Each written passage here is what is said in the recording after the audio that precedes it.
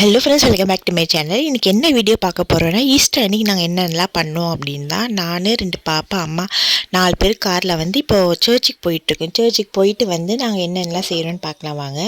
So சர்ச்சில் வந்து video எடுக்க முடியல. ஆக்சுவலாக பாப்பா வந்து ஃபோனை பிடிக்கிட்டு இருந்ததுனால வீடியோ எடுக்க முடியல. ஸோ அதுக்கப்புறமா வீட்டுக்கு வந்தோடனே பாப்பா தூங்க வச்சுட்டு நானும் பெரிய பாப்பா கொஞ்சம் பர்ச்சேஸ் போயிருந்தோம் வெளியில். சும்மா பிஸ்கெட்ஸ்லாம் வாங்கிட்டு வந்தேன்.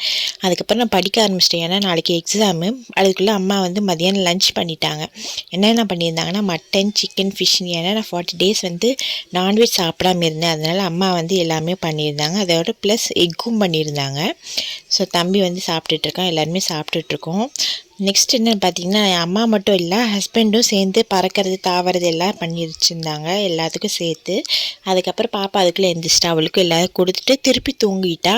அதுக்கப்புறம் நானும் கொஞ்சம் ரெஸ்ட் எடுக்கலான்னு சொல்லி நானும் கொஞ்சம் நேரம் தூங்கிட்டு எந்திரிச்சிட்டு, வெளியில் அம்மா வந்து துணி எடுத்து உள்ளே போட்டிருந்தாங்க. அதை எடுத்து நீட்டாக மடித்து வச்சுட்டு, அதுக்கப்புறமா என்ன பண்ணேன் அப்படின்னு பார்த்தீங்கன்னா, பாப்பா வந்து தூக்கம் வருதுன்னு சொன்னால பால் கொடுத்துட்டு அவளை தூங்க வச்சுட்டு, பாப்பா அடுத்த நாள் காலையில் எழுப்பி விட்டாச்சு. பாருங்கள், எந்திரிச்சோன்னே எப்படி தூங்கிட்டு இருக்கா அப்படின்னா, அவளை கிளப்பி விட்டு ஸ்கூலுக்கு அமுச்சு விடணும். ஏன்னா அவளுக்கும் எக்ஸாம் நடக்குது.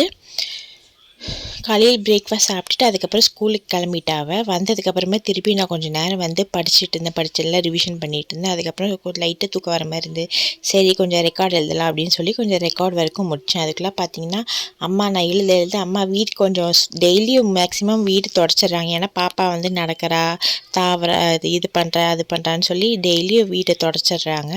அதுக்குள்ளே பாப்பா எந்திரிச்சிட்டா அம்மா சாப்பாடு ஊட்டிகிட்டு இருந்தாங்க. அதுக்குள்ளே இப்போ நான் குளிச்சுட்டு ரெடி ஆகி வந்துட்டேன். இப்போ பார்த்தீங்கன்னா நான் காலேஜுக்கு கிளம்பிட்டேன். பாப்பா சாப்பிட்டுருந்தனால வெளியில் வரலைன்னா வெளியில் வந்து டாட்டா காட்டிட்டு போவேன். இப்போ நான் வீட்டிலேருந்து ஒரு 15 மினிட்ஸ் தான் வந்துட்டேன் காலேஜுக்கு.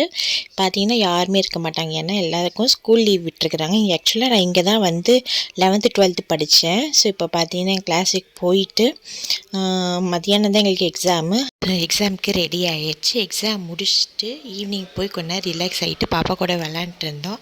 அதுக்கப்புறம் வந்து பெரிய பாப்பா வந்து குட்டி பாப்பாவுக்கு நடக்க சொல்லி கொடுத்துட்டு இருந்தா. அதுக்கப்புறம் ஹஸ்பண்ட் வந்து போன வாட்டி வந்து ஃபஸ்ட் பாப்பாவோட பர்த்டே ட்ரெஸ் கொண்டு வந்திருந்தார் சார். சும்மா ட்ரை பண்ணி பார்க்கலாம் அப்படின்னு சொல்லி ட்ரை பண்ணோம். அவளுக்கு அவ்வளோ சூப்பராக செட் ஆச்சு. பார்த்தா ரொம்ப நேரம் பொம்மை குட்டி மாதிரி நின்றுட்டே இருந்தா. நாங்கள் பார்த்து அவளை கலாய்ச்சிட்டு அவளை பார்த்து சிரிச்சிட்டு இருந்தா. அவள் கொடுக்குற க்யூட் ரியாக்ஷன்ஸ் பார்த்துட்டு அவளும் வந்து ஜாலியாக என்ஜாய் பண்ண அந்த ட்ரெஸ் போட்டுட்டு. ஸோ இதோட கொஞ்சம் ஃபோட்டோஸும் அட்டாச் பண்ணியிருக்கேன், பார்த்து என்ஜாய் பண்ணுங்கள்.